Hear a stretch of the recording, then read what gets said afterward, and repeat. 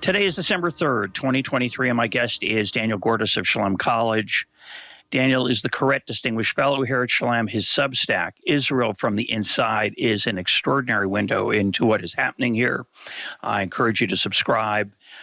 Daniel was last here in April of 2023 discussing his latest book, Impossible Takes Longer. That conversation began with a 40-minute overview of Israeli history, which I strongly recommend. Today, we're going to talk about two things: how the events of October 7th and the war that followed have changed you, Danny, and your perspective on this country. And then we'll turn to the question of how the country has changed in response to the war and maybe where it's headed. Danny, welcome to EconTalk. Thanks for having me, Russ. Great to be back. Now, you've been living here for 25 years. You moved here in 1998 from Los Angeles, and you published a remarkable book, a very powerful book titled If a Place Can Make You Cry, Dispatches from an Anxious State. I strongly recommend it. You moved your family from Los Angeles to what shortly after you arrived here became a war zone, the middle of what is often called the Second Intifada. So you've seen a lot of chapters of this conflict. You've written about them. You've lived through them. And I want to talk about how this one is different, if at all. And to do that, I want to start with the Intifada. What was that about, and how did you experience it? Well, as you said, we got here in 1998. We came with three kids. They were 12, 9, and 5 at the time. And we got here in 98, 99. It's hard to believe, but this guy named Ehud Barak won an election and beat a guy named Bibi Netanyahu. It was kind of amazing. And everybody assumed Barak made three promises. He was going to get the boys out of Lebanon, as he put it. He was going to make peace with Syria, and he was going to make peace with the Palestinians. The peace with Syria went nowhere. The Syrians had no interest in negotiating back then. He did actually pull people out of Lebanon. He got the army out of Lebanon after about 18 years. It's actually very telling that the young men who actually were the last ones to come out of Lebanon in the north and lock the gate, they literally got off their APCs and they closed the gate and they put a chain on it and they put a lock. They were actually born the year that Israel went into Lebanon in 1982. And that seemed unbelievably positive. What we didn't understand then was that every Israeli pullback, whether it's from Gaza in 2005, whether it's from Lebanon in 2000, wherever, is always interpreted as weakness. And we didn't know this then, but that was going to be interpreted as weakness. So he pulls out in the summer of 2005, and by the fall of 2005, summer of 2000, and by the fall of 2000, Israel is involved in a what it first seems to be a kind of series of terrorist events. And just like this year, by the way, Russ, it starts on a Jewish holiday. The Yom Kippur War starts on Yom Kippur, obviously, in 1973. The Intifada, which is an Arabic word which means popular uprising or spontaneous uprising, which is, by the way, why it's a complete misnomer. There was nothing spontaneous or popular about the Intifada. It was very clearly choreographed by Yasser Arafat and the Palestinian Authority. When Israeli troops went into Jenin and other places, Ramallah eventually, they were able to uncover troves of documents that proved beyond a shadow of a doubt that this was orchestrated to look a bit like a popular spontaneous uprising in response to some Israeli provocation or another. It was nothing of the sort. It was a very clearly planned attempt to basically end Oslo or to create a new reality in the Middle East. Back up for a second. Explain. We got to get, for listeners who don't know what Oslo is, so give us go back a few more years. Okay, so Oslo's in the 1980s, and it's an agreement. It starts in the 1980s, goes into the 1990s. It is agreement in which Israel theoretically reaches an agreement which creates the Palestinian Authority. Until that point, there was only the PLO, the Palestinian Liberation Organization. And as a result of a whole series of negotiations, which are very complicated, which we won't go into right now, they start in Madrid and they go on to Oslo. Israel, at first through intermediaries and then directly, negotiates with the PLO and agrees to a series of steps that would eventually lead to a Palestinian state. The area called the West Bank, many Israelis call it Judea and Samaria. It's a biblical name, but the Western world calls it the West Bank, is divided into three areas, A, B, and C. Area A is an area that's going to be controlled by the Arabs, by the Palestinians. They would be responsible for the day-to-day life, taxes, traffic, the whole shebang. C, on the other extent, would be those areas likely to stay in Israeli possession, and therefore they would remain essentially under Israeli control. And B was sort of a mix. They were areas that would be negotiated down the road. And the thought was that Oslo would lead over the course of time to Israel pulling out of all sorts of areas, Jericho and Hebron and so on and so forth. And it would eventually lead to the creation of a Palestinian state. Now, one of the things that I think our listeners ought to understand, because we're going to come back to the current conflict later on in our conversation, is to understand the Israeli mindset then and the Israeli mindset now. Because in the late 1980s, early 1990s, as this whole thing is unfolding, remember that Yitzhak Rabin, the prime minister who oversaw this whole thing, is assassinated in 1995. And that really is the end of the Oslo Accords. Not really because of his assassination, by the way. He's on record in a book by Bogi Alon, who was also at Shalem College or Shalem Center back then. Bogi writes in his book, A Long Short Road, that he had indication that Rabin was actually already preparing before he was killed to pull out of Oslo because he thought it was such a disaster and he himself had made a mistake because the Palestinian terror in response to this idea of peace with Israel had gotten so out of control that Rabin, according to some, believed that he'd made a mistake. But anyway, to come back to our story, the only reason I mention all of that now is because there's a lot of going on in Israel in which the right wing, which objected to pulling out of Gaza in 2005, saying, I told you so. We told you 18 years ago this was going to be a disaster. And by the way, Russ, if you go back to old videos which were taken in 2005, in the summer of 2005, when the Israeli army went into the Jewish towns and settlements, whatever you want to call them, in Gaza, and literally pulled people out of their houses and then bulldozed them a few days later, you see people unwilling to walk, but also unwilling to use violence against the soldiers. They just sort of lay there limp, and the soldiers, with tears in their eyes, carry these people out. And the people are screaming at the cameras, you don't understand what you're doing. There are going to be rockets on Sderot, and there are going to be RPGs coming on, this kibbutz and that kibbutz, and one day they're actually going to come in here and they're going to kidnap people. It's unbelievable to go back and look at those old videos, which I've unfortunately had occasion to do in the last 8 weeks or so, to watch these people who are totally right. There's a lot of I told you so going on in the right wing in Israel, and there was a lot of I told you so going on in 2000 with the Second Intifada about Oslo. They said every time we give back territory, it's perceived as weakness, and it results in Palestinian aggression. It's very hard to argue with that claim, even though those of us who still hold out or held out, I think is more appropriate, some hope for peace, thought, well, we should probably take this chance or that chance. Maybe it'll be different this time. But so we're here in 98, come with 3 kids. This one breaks out on Rosh Hashanah, on the first day of the Jewish year, Rosh Hashanah. There is actually a very strange incident at Joseph's tomb way up in the Galilee. And some Palestinians come and shoot some Israeli soldiers. One Israeli soldier actually bleeds to death because they're unable to get him out, which seemed ridiculous at the time. Again, kind of military unpreparedness, just like we've seen, unfortunately, in the last 2 months here. And that, of course, quickly escalates into what is a full-fledged terror war. And Israelis tend not to call it so much the Second Intifada. They call it the War of Palestinian Terror between 2000 and 2004.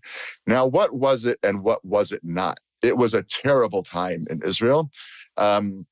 You know where we live because you've been to our home a bunch of times. We live not far from a main drag in Jerusalem called Emek Rephaim. And on Emek Rephaim, there were a number of terrorist attacks. There was a very famous, horrible one at a place called Cafe Hillel, which is no longer in existence. But our house shook. I mean, our house literally shook, and our kids were in bed, clutching their stuffed animals and wondering what was going on. You heard all the sirens. So our daughter started high school that year. She was in 9th grade, and she picked her high school because it was known to be a very open place where the girls could come and go however they wanted. They were really treated like young adults. And she got exactly the opposite of that. They had to come in the morning, and it was locked down until they left at the end of the day because the school couldn't be responsible. Our boys were in school at a wonderful school in the old city of Jerusalem where they did training for what to do if terrorists came into the school and how to stay below the level of the windows. This is a kid in 4th grade. Just ridiculous. So it was a very scary time. It was a very sad time. Lots of buses blew up because they were suicide bombers. It was really a war of suicide bombings in buses, in restaurants, and so on and so forth. But here's what we need to understand. It was not an existential war on Israel's part. Nobody ever said you blow up enough buses and you destroy enough cafes, you can bring down a country.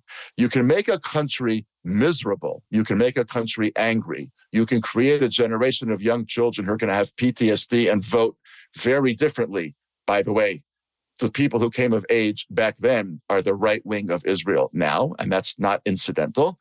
But we never thought for a moment that Israel's existence was on the line. Israel's happiness was on the line. Israel's day-to-day life was on the line. It was a terrible, terrible time, but it was not existential. And when we come back to what's going on now, we'll explain why what's going on now actually is existential. But when that when that ended in 2004, why did it end? So we had the first Intifada was the Palestinian response to the beginnings of Oslo. The second was the continuing of this process. It was considered unacceptable to certain factions within the Palestinians. Why did it end in 2004? What changed? We destroyed the Palestinian terrorist infrastructure. We went into their villages. We went into Jenin, for example, a very major Arab city in the West Bank, where the IDF has actually, in recent weeks, also been very active. There was a horrible case when 14 reservists, when we say reservists, people need to understand, their fathers, their husbands, their fathers, we've, of course, as you well know, we've lost a student at Shalem College who was a soldier. And people, don't understand this, but this guy was a father of 2 small daughters. And when we talk, this is a people's army. This is an army when there is a problem like we have now, everybody's called up. And back then, not everybody was called up. Now we have about 350,000 people called up, apparently, just an unbelievable number. Back then, it wasn't the same numbers, but we called people up. And in Jenin one time, the 14 reservists who were men in their 30s, again, married fathers, lives, not young men in the army, were killed in a battle in Jenin. But the Intifada ended fundamentally because we won the war. We destroyed the terrorist infrastructure. We started building the very famous separation barrier between Israel and the West Bank, made it much more difficult for Palestinians to cross. We never quite finished it, but we built enormous portions of it. And by the way, you can go online and see the more kilometers of the wall that were completed, the less terrorist attacks there were. It's just very simple math. If they can't get in, they can't detonate bombs. And so unfortunately, Israelis learned a lesson that separation barrier, even though it was very problematic in many, many ways, and an international public relations fiasco for Israel, stopped the war. We destroyed the terrorist infrastructure and we went back to our lives. So just reminding listeners, about 2 million Arab Israelis live within the current borders of Israel, not in the West Bank, not in Gaza. They are not the suicide bombers. They work alongside us. They go to our colleges. They participate in our healthcare system. They're as Israeli They're as Israeli as you and I are. They are Israelis in every sense of the word. Although they serve less often, they can serve in the Israeli army, but they don't have to. They are an exception. Many do. But I think, again, it's a little confusing. We had an episode with Habib Redigur. I want to make sure listeners understand. When we use the term Arab Israeli, we usually are referring to Muslims and some Christians who are of Arab origin, who are not Jewish, who live within the borders of Israel on our side of that wall that you're talking about. Right. There are also a lot of Israelis who came from Arab countries in 1948, 49, and they are Arab in culture, but they're Jewish. So and they're also sometimes called Arab Israelis, which is confusing. So we just want to make that clear. Okay, so it ends in 2004. As you say, it was a horrible time. Your book chronicles it very movingly. It was a horrible time for Israel. It was a horrible time for the Palestinians. Of course, our efforts, just like today, Israeli efforts to dismantle that infrastructure, of course, had many innocent victims. And so it was a terrible, terrible time. Right. But it ends in 2004. Their infrastructure is fundamentally dismantled. Arafat is going to die shortly thereafter. And the West Bank stays more or less quiet. There's lots of terrorist attacks during the course of the years. Many people are killed, but it's a shooting of 2 people here. It's a bombing of 4 people there. It's unfortunately just what life is like here. The vast majority of Israelis went around their lives and were not affected by it. It rarely affected Tel Aviv. It rarely affected Jerusalem. It didn't affect Haifa or Beersheba in any way. It was what happened in the West Bank, or as I said before, but what many Israelis call Judea and Samaria.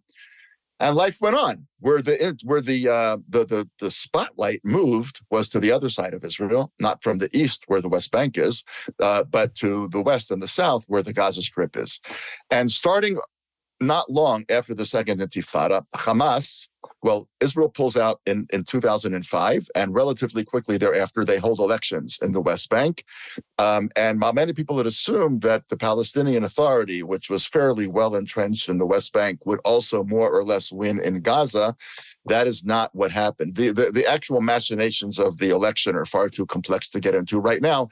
But the long and the short of it is that Hamas wins the election. I mean, in certain areas they didn't, but they emerged from this whole election cycle, which, by the way, the United States had pressured Israel to allow. The United States said, in order for this to move forward in a democratic way, you Israelis need to allow the Gazans to have a free election, which Israel did. And Hamas wins.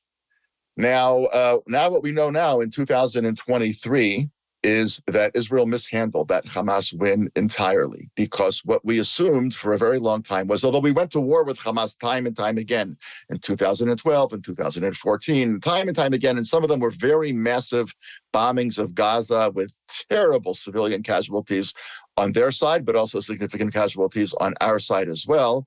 The fundamental Israeli assumption was we can contain Hamas. We might have to batter them periodically, and we did, and we do. But fundamentally, there's a lot of Palestinians there, including the Palestinian leadership, who just want a better life for their people. And as long as we allow foreign money through Qatar or other organizations, countries to flow in, and we keep a military presence that's significant along the border, occasionally we're going to have to go to war and destroy some of their rocket launchers. But fundamentally, we can live with Hamas at our side. And that was what we call now the conceptia, the conception.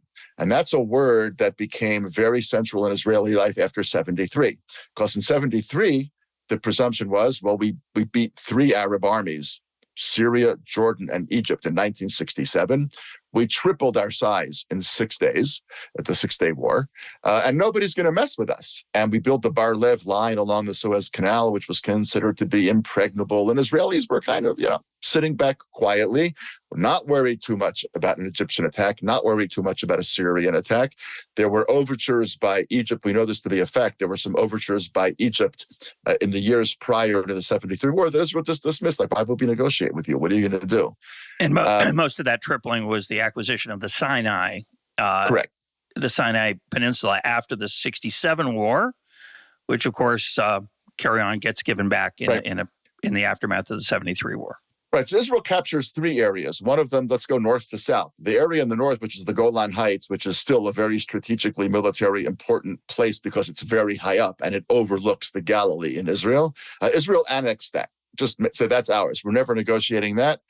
Some people leave never as not never, but Israel has said that's ours. It's Israel, and so on and so forth. The West Bank, which was the stuff that we discussed about before with Oslo, is going to probably be split. Some Israeli, some Arab, some whatever. We captured East Jerusalem and the Old City. Parts of the Old City are clearly never going back. But of course, it's also a holy site to Christians and it's a holy site to Muslims. And it was Bill Clinton who came up with a very kind of ingenious but impossible to understand arrangement where Israelis would have the bottom part of the Temple Mount and then Muslims would have the top part of the Temple Mount.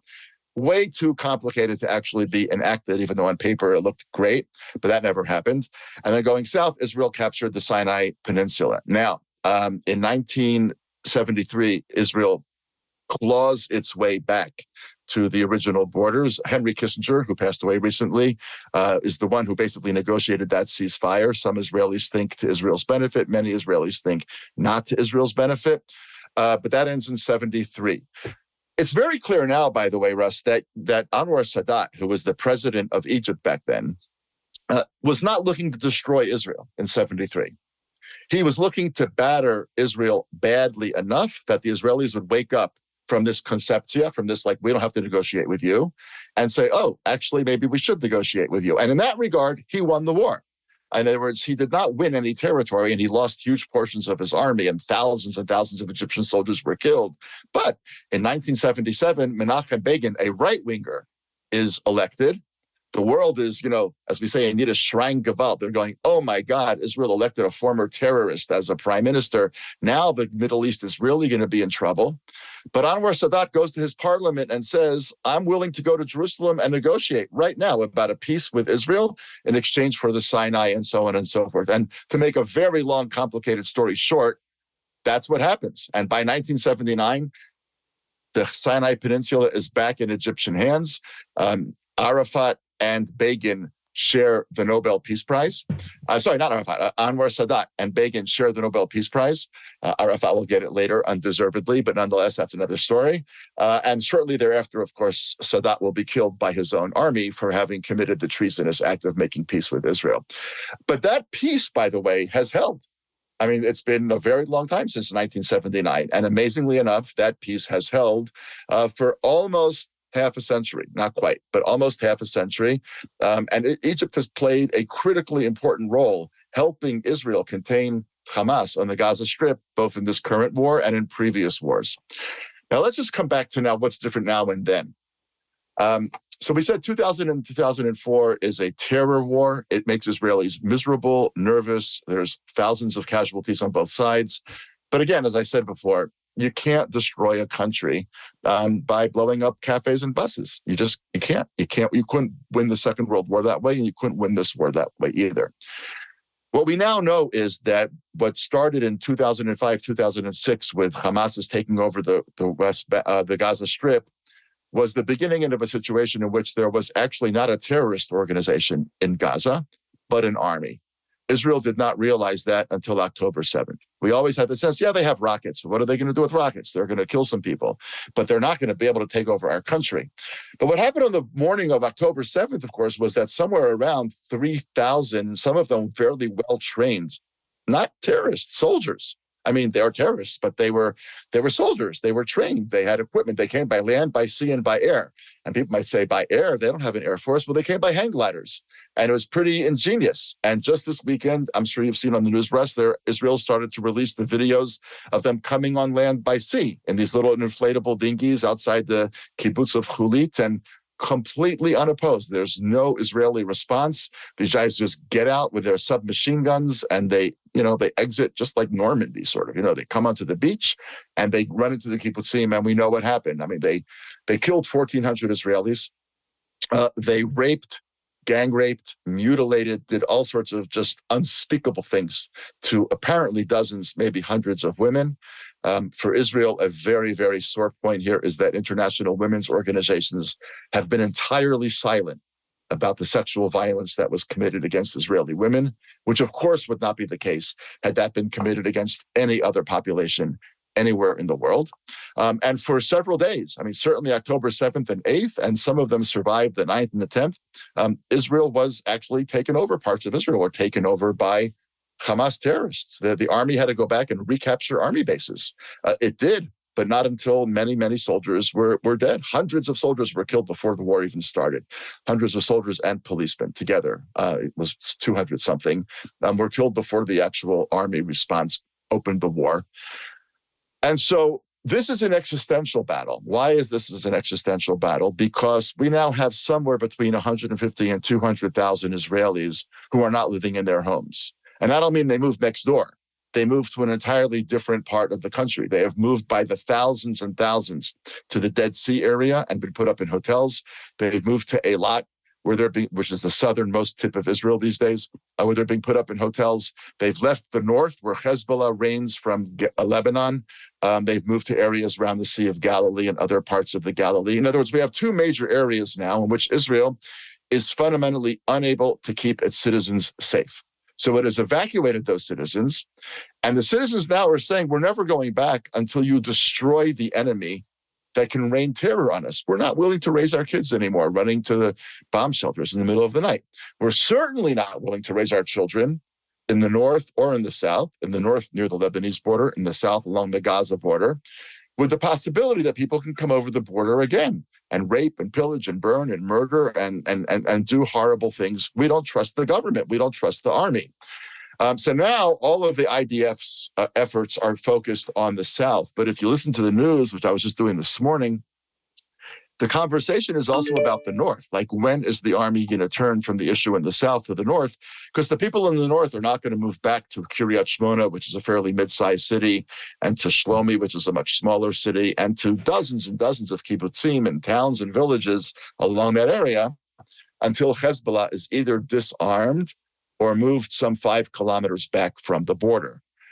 Not clear how that's going to happen. It's apparently the case that France is very involved in international diplomacy, trying to get Lebanon to force Hezbollah away from the border so Israel does not open a military front there. But we're in a very different situation here now in the end of, at the beginning of December 2023. This is an existential war. If we cannot win this war, and I'm going to say something a little controversial, it's not clear that we can. It's just not clear that we can. And if you look at the press this past weekend, this was the first weekend since the war started in which there was lots of stuff about how all these army briefings are basically BS.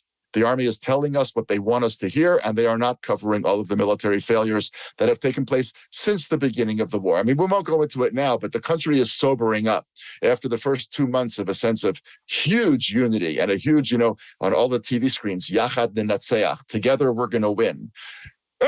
We may win, and we may not win. And if we do not win, it's not clear how any citizens move back to any place along the Gaza border, or how any citizens move back to anything along the northern border, which ironically and crazily means they don't have to have any boots on the ground and they can still have captured territory. They can have nobody on our side of the border and still make huge swaths of Israel with important agricultural, technological, and tourist areas all included, uninhabitable. And that's where we are now. This is not the Second Intifada, which was sad, but not existential. This is existential.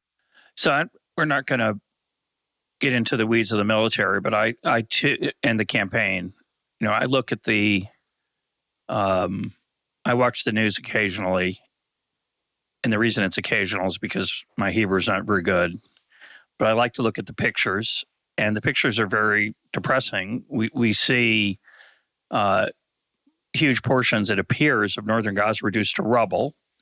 It's not clear how that leads to victory. It clearly has destroyed a lot of Gazan infrastructure. We don't know how many people have been killed there, but it's a lot, and it's horrible. And it's not obvious what the end game is. Right. Moving south and pushing 2 million people into smaller and smaller enclaves in hopes of focusing on the worst of them. Even the most optimistic view that most of those 2 million hate Hamas, many of them do, but that somehow we're going to be able to distinguish the people who perpetrated these atrocities and who want to perpetrate them again, and have said so bluntly, without any hesitation, that they want to do this over and over again. It's not obvious how we're going to prevent that. And that part of when I asked you to reflect back on the past is that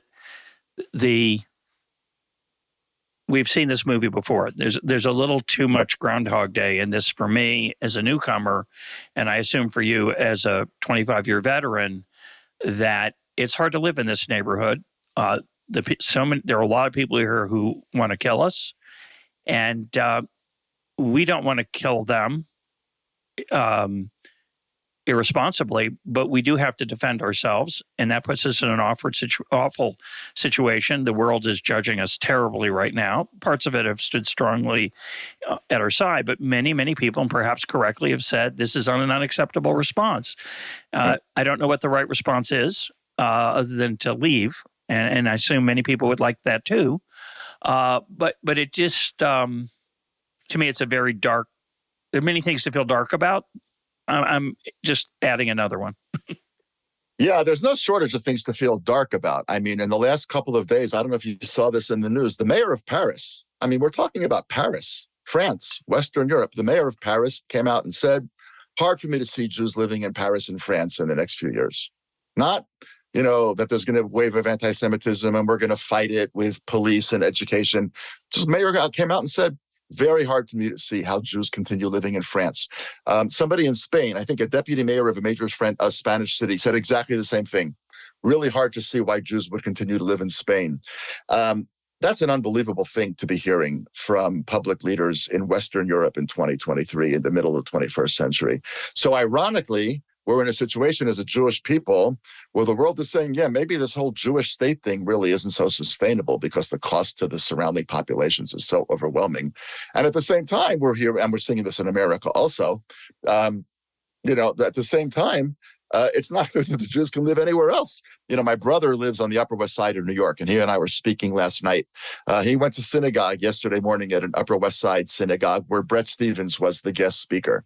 He said the place was packed. It was standing room only. People were standing in the back and everybody wanted to hear Bret Stephens.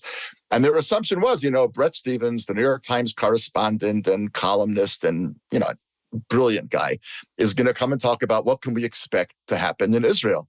And he got up and he said, I don't want to talk about Israel. Israel's going to be fine. Not so quickly and not so prettily, but Israel's going to be fine. But I'm here to tell you that in the United States, this is 1922. And it's going to turn into 1932, and it's going to turn into 1939. It is not entirely clear to me, Bret Stephens said, that Jews are going to be able to continue living here. Now, even if that's slightly, exaggerated because of the heat of the moment, that's an extraordinary thing for a cerebral, thoughtful person like Bret Stephens to say to a group of Jews on the Upper West Side, which has sort of been ground zero for the thriving of Judaism in the United States. I mean, it's a place where on Simchat Torah, the Jewish holiday celebrates the Torah, they would close West End Avenue so people could dance on the streets. I mean, it's just an unbelievable thing. So we're now, by the way, if you just want to leave Israel aside for a moment, as a Jewish people, this has been an unbelievably devastating 2 months, because part of the world is saying, yeah, Israel cannot be allowed to defend itself if the cost of defending itself is so many innocent Palestinian lives. So maybe Jews should think about something else. But in France and in Spain and the United States and many other places around the world, Jewish life is becoming dangerous, nervous, perhaps ultimately untenable. I mean, can you raise your child in America? I mean, you and I work at a college together, right? I mean, you're the president. I work at Shalem College. Can you raise your child in America if you know you fundamentally can't send your child to an American university? Meaning that if your child is going to go to American university, they're going to have to hide their Jewishness, hide their pro-Jewish Israel passion. I mean, that's not the colleges that you went to when you were an undergraduate, and it's not the college that I went to when I was an undergraduate. We were openly Jewish and openly, proud of Israel, and it was never an issue. I went to Columbia in the late 70s, graduated in 81. We didn't have a Hillel back then, but the Jewish student office was literally right next door to the Muslim student office. It was perfectly fine. We had our little posters about Israel and flyers about this and that. It was totally fine. There was never a single incident in the 4 years that I was at Columbia. It's unrecognizable. So, I mean, we're facing a devastation for the Jewish people now, in which Israel is just the canary in the coal mine. And I'll just say one other thing about this, because so then you say, well, what are we going to do? Like, if you can't defend yourself here and you can't defend yourself there, where do you go? What's the end game? And I was in synagogue yesterday, and a guy who actually is also a Columbia graduate, but he graduated about 10, 15 years after I did. Tragically, there's many people who graduated after I did. Anyway, so yeah, a brilliant guy, lovely guy in the tech world, not surprisingly in Israel. And he was saying something what you were saying about, the horrible casualties in Gaza. And it's just, it's devastating to look at these pictures. And then he said something that I thought was really interesting. He said, what they have forced us into is caveman morality. It's us or them. And that's just it. Either we're going to destroy Hamas, whatever the cost, or we can't live here. And that's what I think, that's the disconnect between what Joe Biden, who's been unbelievable, and what Kamala Harris said yesterday in Dubai, which was less unbelievable, but more expected, which is, Israel has the right to destroy Hamas, but you can't keep killing these civilians. But what if there's no choice? Like, what if it's either or? Either we kill Hamas, we destroy Hamas, but there's a terrible civilian toll, or we're much more reticent to have a civilian toll, but we don't destroy Hamas, it's not clear why Israelis would say to themselves, this is a place where I can see my grandchildren growing up. Yeah, and I think it's important. It's hard for me to hear those words. I'm a newcomer. I've been here 2 years. Our listeners don't know you as well as I do, Danny. You're not a right winger. Not at all. No, and you were a very outspoken critic of Bibi Netanyahu in the months leading up to the war over judicial reform, leading up to the tragedy of October 7th. Your pessimism is important to be heard. I don't think people outside of this country have any understanding or have a very limited understanding of the mood. Mm. This is the way I sense it, and then I'll let you comment. There is an immense resolve here that this cannot happen again. The Intifada, like you said, yeah, it happened again for years. Eventually we built the wall. It helped.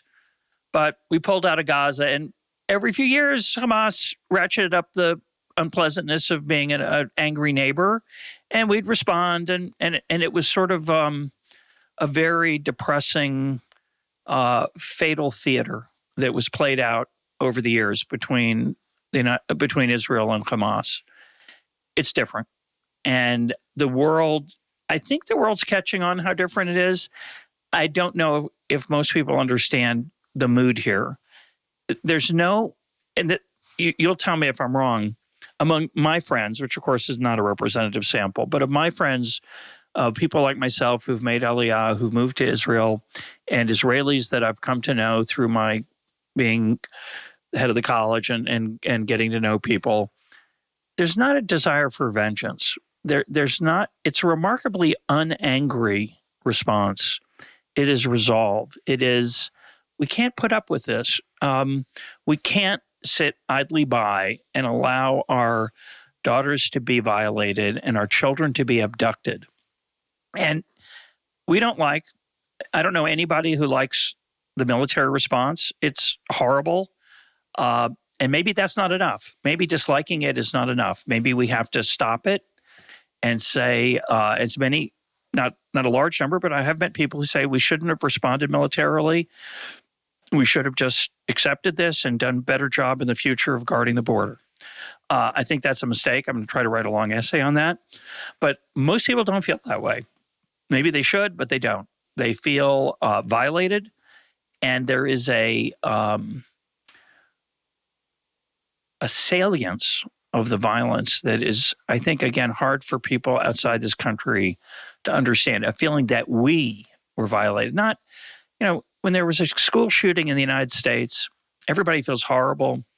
There's a big argument then about gun control, and people mourn those losses, but they're forgotten very quickly. Whether they should be or not doesn't matter. But they are. In America, unless it was your town, you forget about those things. And your life goes on. And it's a big country. This is a small country.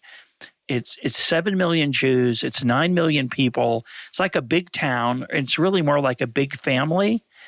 And you really have to go to Jerusalem, but especially to Tel Aviv, and walk the streets and see how many reminders are of the hundreds of hostages and kidnapped, abducted people are in your face all the time.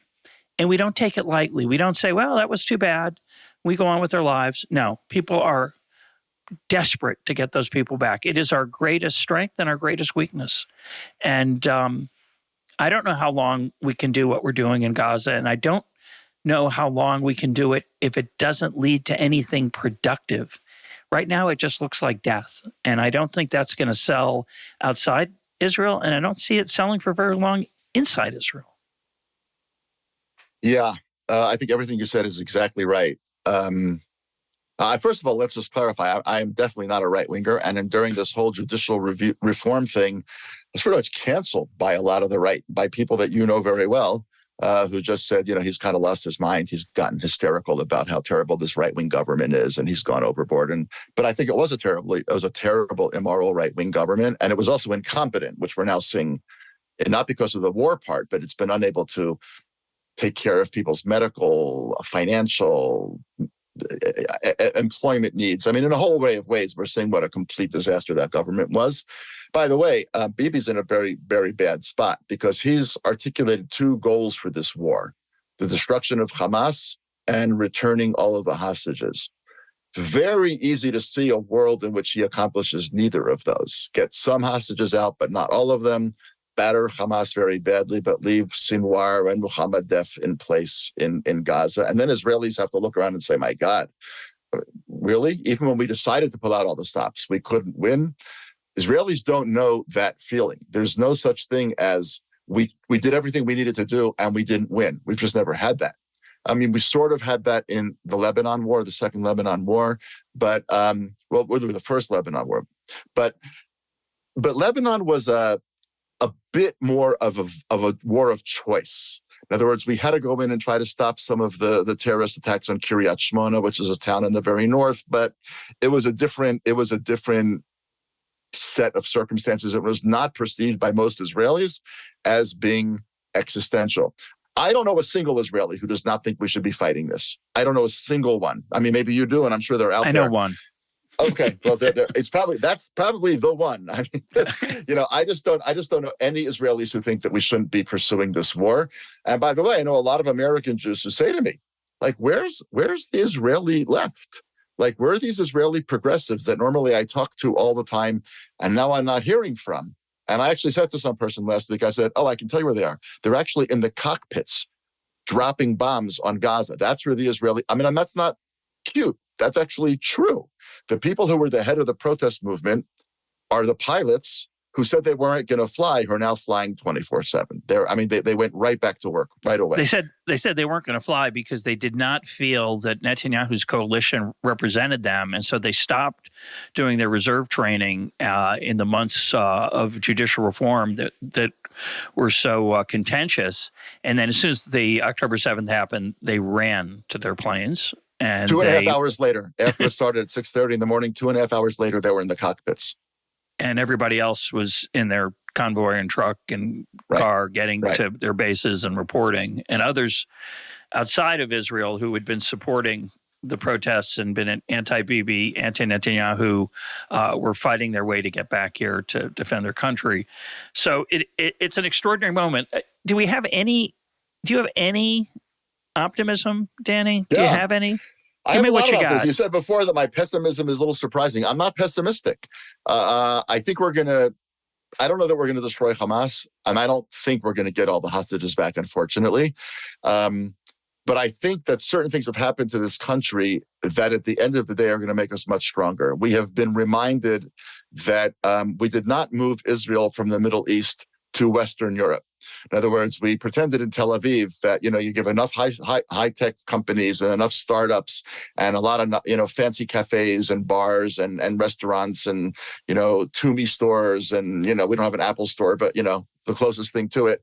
You live that kind of a life and you think, back in the 40s and 50s and 60s, we were in the Middle East, but now we're kind of in Western Europe. Well, we're not. We are, as people have been calling it now, Bavila Bajungel, meaning we're in the villa that's in the jungle. And Israelis are recognizing tragically, if you want to survive in the jungle, you got to act like you live in the jungle. You can't act like you live along the Seine, or you can't act like you live along the Thames. You've got to actually act like you live where you are. And I think this is going to bring Israelis back to where we were 75 years ago, a profound conversation about why Jewish sovereignty was an important project in the first place. A profound conversation about what kind of a country this needs to be. I do not believe that all of the divisiveness that preceded October 7th has been washed away. There's, in fact, polls that are beginning to come out now that show that just below the surface, the resentments are still there. We're going to have to figure this out very carefully. If Bibi doesn't resign, I think we're in for a very ugly political period, and it's quite possible that the hundreds of thousands of protesters that we saw about judicial reform are going to seem piddly compared to the millions of people who could take to the streets at the end of this war. I'm not pessimistic about the future of Israel. I'm actually very optimistic about the future of Israel and always have been. I think that this is going to spark a renewed devotion to the project called the Jewish state. And if it seemed, kind of, oh, that's cute, that's the kind of way my grandparents used to talk about the importance of Jewish sovereignty and building the country and going back to the roots. And, today's young Tel Aviv startup guys and women saying, yeah, whatever, we don't talk that way anymore. They do. They do talk that way. And the sense of, as you pointed out so rightly, the sense of shared destiny and our determination to get these hostages back. So many people wearing these dog tags that the hostages have asked that we wear. The hostage families, of course, have asked that we wear. I think something very profound is going to come from this, but I don't think it's going to be pretty. I don't think it's going to be horrible for Gazans, and there are many innocent Gazans. Not as many, by the way, as I think a lot of people think. I think support for Hamas is much more widespread in Gaza than people want to acknowledge, but we don't really know. It's like trying to do a survey in North Korea. How in the world are you really going to know what people think of the supreme leader? They're not going to tell you one way or the other, and the statistics are meaningless. So I think we really don't know what people think in Gaza. But it doesn't matter at this point. We have to destroy Hamas or we can't live here. And it has reduced us to doing things that we don't want to do that make us very sad. But I think there's a determination to do it. And I think that, 6 months from now, a year from now, 2 years from now, whenever this thing ends, Israel is going to start over. And there are people who are asking, what should we call this war? Well, you can't call it the Hamas war, because we've had a whole bunch of those. And can't call it the Gaza war, because we've had a whole bunch of those. And some people say, well, you can't call it the Simchat Torah, which was the Jewish holiday on which the war broke out, but it means the joy of the Torah. So you're going to call it the joy of the Torah war? That seems a little odd. And the number of people have said we should call this war the Second War of Independence. And people say, well, that's ridiculous. But it's not. There's the Second World War. There's the Second Lebanon War, Second War of Independence, because this was the war where we had to fight an existential battle for our right to exist all over again. But not only that, this was the war in which a society came together, determined to rebuild. We got to rebuild the army. We got to rebuild all those areas, especially on the southern border with Hamas, but some in the north as well. We've got to rethink our entire strategy.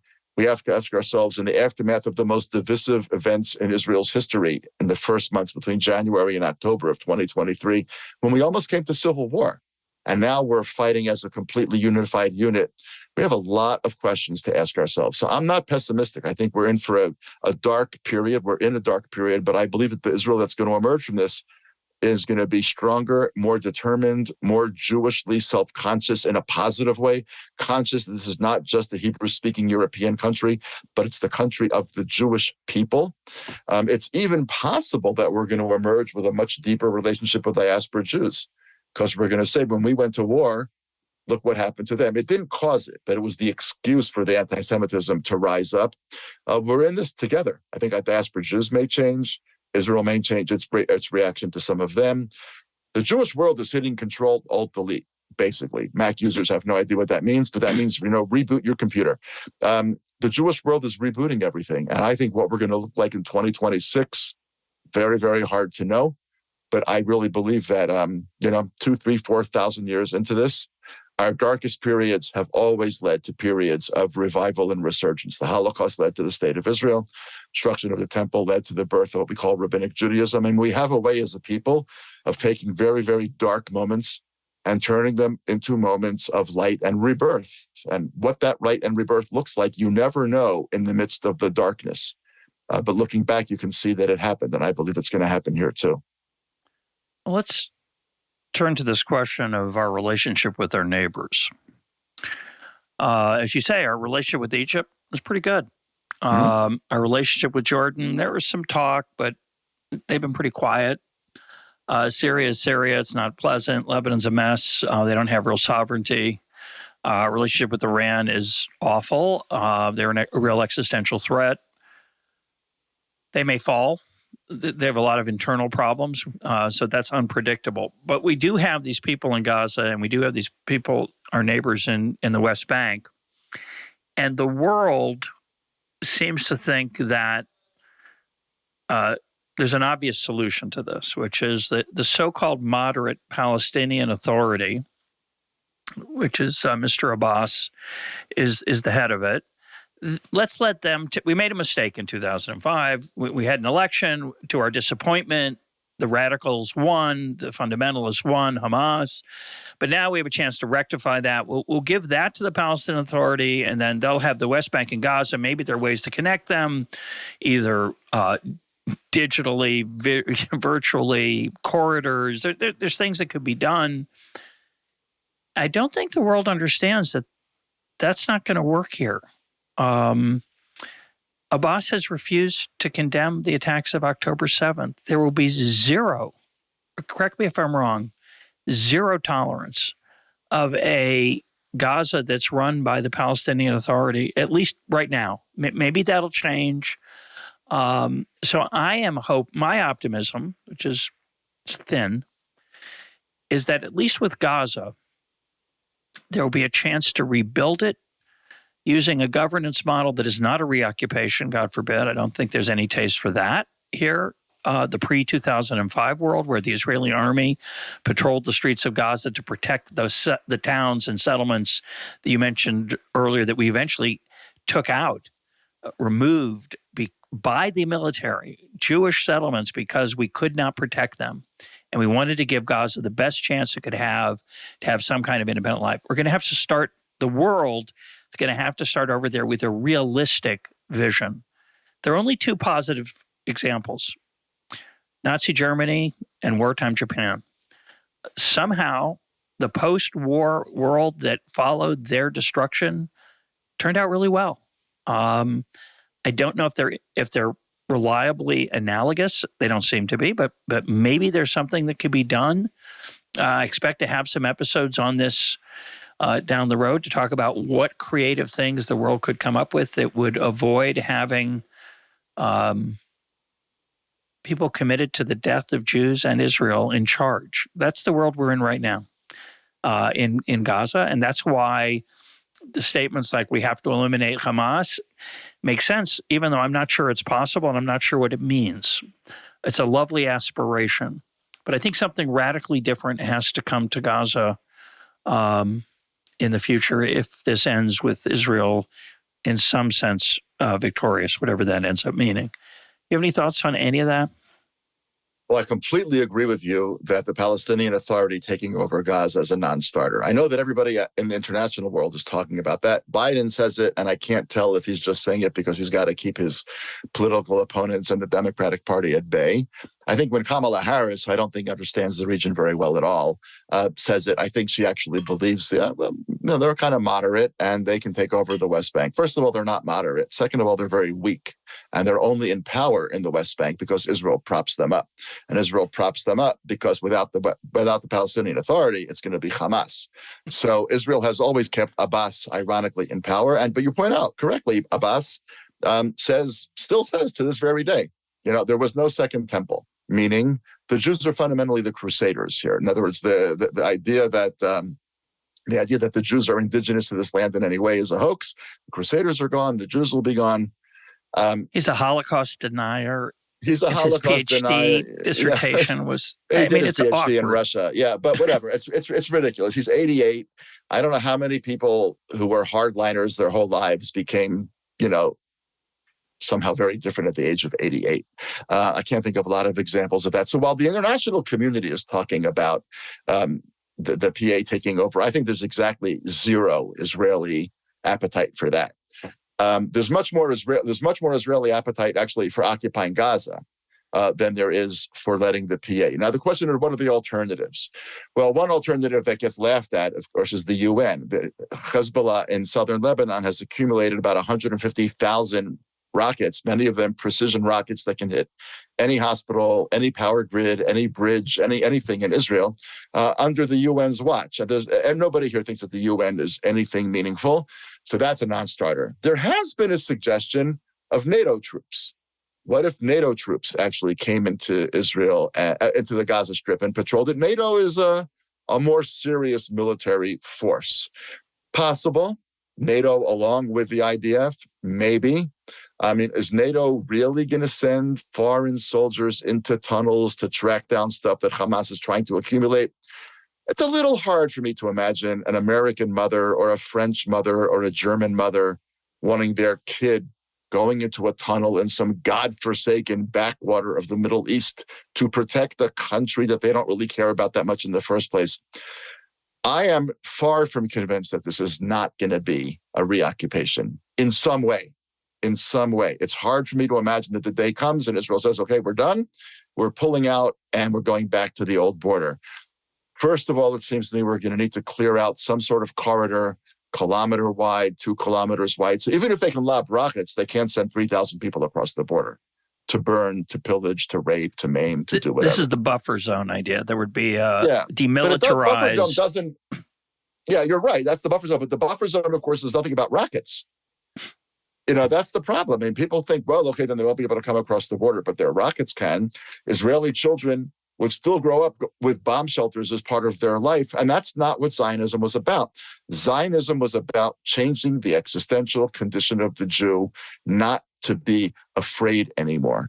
And I think that's what people around the world need to understand, that this is existential because it is upended the fundamental assumption that Zionism was successful, because in creating a state, we created a new reality for the Jew. How was the Jew of October 7th different than the European Jew in pogroms in the late 1880s and the 1890s and 1903 in Kishinev?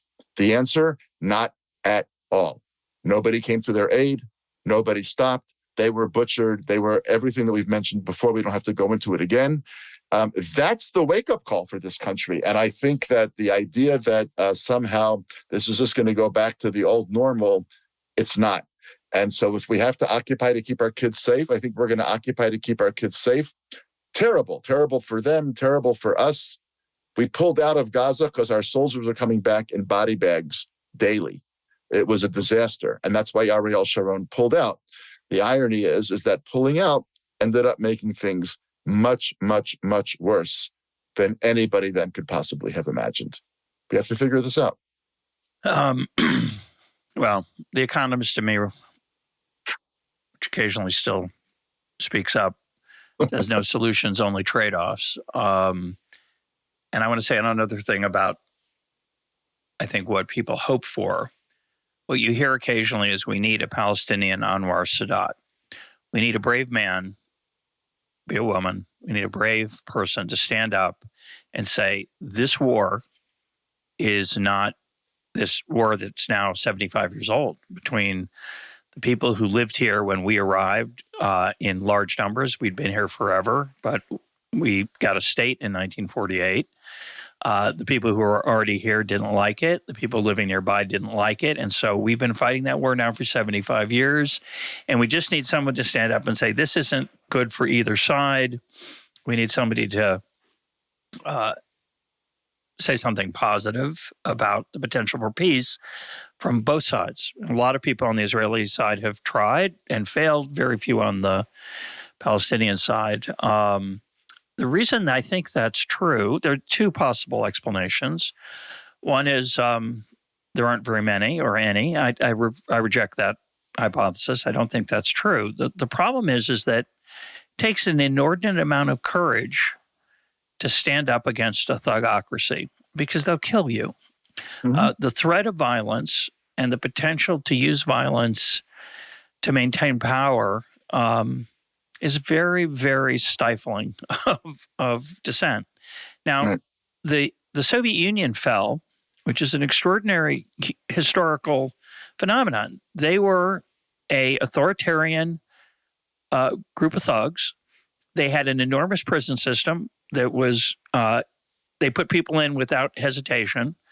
They put people in for, wrapping a fish in a piece of newspaper that had a picture of Stalin up against the fish. And a neighbor would report that, and then you'd go to the gulag for 5 to 10 years. And you'd say, well, 5 to 10 years is horrible, but it often was a death sentence because you were treated so poorly there. So that system collapsed. We're not going to talk about why, but we have something similar, tragically, in Gaza. If you have a group of people who are willing to use violence to stifle dissent at the level that they do, you don't get any dissent. And it's remarkable to me that in this moment, I've seen a handful, but a handful is actually an enormous number. A handful of video clips of people being interviewed in Gaza or in the West Bank, but it's mostly in Gaza, complaining about Hamas. They're interviewed on Al Jazeera, which is a Qatar news station, and they cut off the interview. But the clip somehow gets captured, right, that this person, despite the threat to their life, was willing to say that the people who perpetrated October 7th brought hellfire on the people of Gaza, which, you can debate till the cows come home whether it's Israel's fault that there are civilian casualties or whether it's Hamas's fault for embedding themselves in civilian areas. And I wish I lived in a world where we would say, no, we can't, we'll just take it. We don't live in that. I don't want to live in that world. Again, it's an interesting ethical and philosophical and theological question. I hope to write something about it. Others will too. But if you don't, in a world where weakness or a spirit of compromise is punished with death, you don't get a lot of people willing to stand up. So somehow my hope, which is unrealistic, my hope is that we can create some kind of governance of Gaza, maybe of the West Bank, where people who just want to have a better life for their children can thrive and become the leaders of their people. And there are such people. There are a handful of those people. Many of them are not on the ground. They're outside of those areas because they know they'll be killed if they live there. But maybe we could have that world someday, and we could live side by side. That's the hope. I'm less optimistic about that than you are. Point out, I think the Soviet Union fell, but it kind of still exists. I mean, Putin's world, and if you look at Russia and Ukraine, these things have a way of coming back. So yes, it's not quite as big as it was before, but it's every bit the menace that it was before to the international order. This, at the end of the day, I think, is a battle not between Israel and the Palestinians. This is a battle between the West and an axis of China, Russia, Iran. We're just fighting Iran. It just doesn't look like we're fighting Iran, but we're being attacked by Houthis in Sudan, who are funded by Iran. We're being attacked by Hezbollah in the north, which is funded by Iran. We're being attacked by, obviously, Hamas in the south, which is an extension of Iran, not directly as much funded as quite the way that Hezbollah is, but still it's Iran. And the United States, which has got aircraft carriers defending us, which we're very, very, very grateful for. This is really the West versus the Iranian, Chinese, Russian axis. And this is really, at the end of the day, not really about Israel and Hamas. At the end of the day, this is really about whether or not the West has it in itself to defend the idea of liberal democracy. And that is both the potential for the spreading of this thing much wider than the regional conflict that it currently is. But it's also, I think, a hope for people to come to understand that, and to understand that Israel is just the canary in the coal mine. If the West allows Israel to go to a place where it cannot defend itself as a liberal democracy, they're coming for the rest of the West too. And which makes this not only about Israel, but it makes it about good versus evil to a very legitimate, to in a very real way. That doesn't make it any less horrible to watch what's happening in Gaza. It doesn't make the civilian casualties in Gaza any less heartbreaking, because they really are heartbreaking. But I think it adds to a sense of determination that we have to win, not only for Israel and the future of the Jewish people, but we have to win somehow or another for the future of freedom and for the future of democracy. I believe we will. My guest today has been Danny Gordis. Danny, thanks for being part of EconTalk. Russ, thanks for having me. It's always a pleasure.